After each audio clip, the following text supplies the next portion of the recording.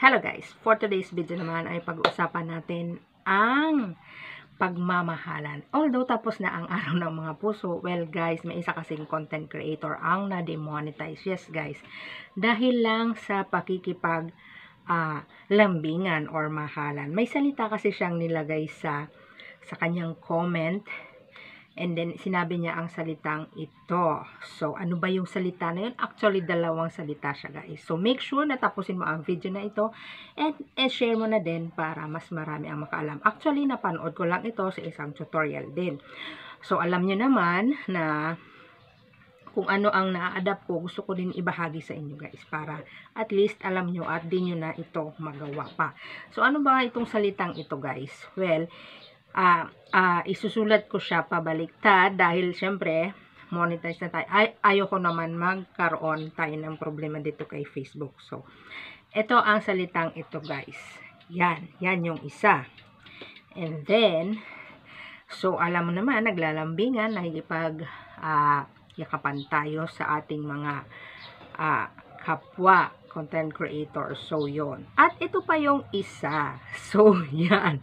O, yung dalawa na yan, guys, ang nagpa-demonetize doon sa isang content creator. So, alam na ni Facebook kung anong mga ginagawa natin dito sa kanyang platform. So, kaya mag-ingat-ingat, guys, para hindi tayo magkaroon ng violation, restriction, demonetize, anything about ganyan. So, ingat-ingat sa pagko-komento. So, wag na nyo na yan ilalagay sa comment section yung word na yon. Okay? Ganun kasi, guys, nagawain is spam na siya. Against community standard, guys. So, sabi, we don't allow to try to get likes, follow, share, or video views in a misleading way. So, yon ang spam, guys. So, ano ba ang example nito? So, repeating the same comment. So, syempre, sa pag nag-comment tayo, halos para-pareho na kasi yung nandoon sa comment section na yon. So, ayaw ni Facebook ng ganon, and getting fake likes, follow, share, or video views. O, ganon.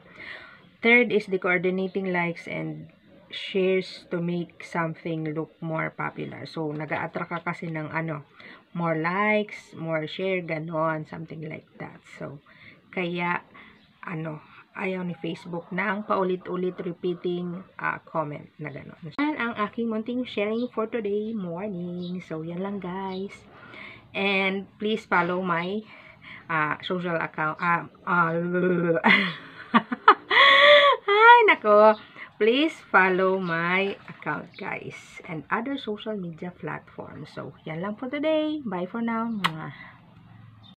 Thank you for watching, guys. Follow my social media account.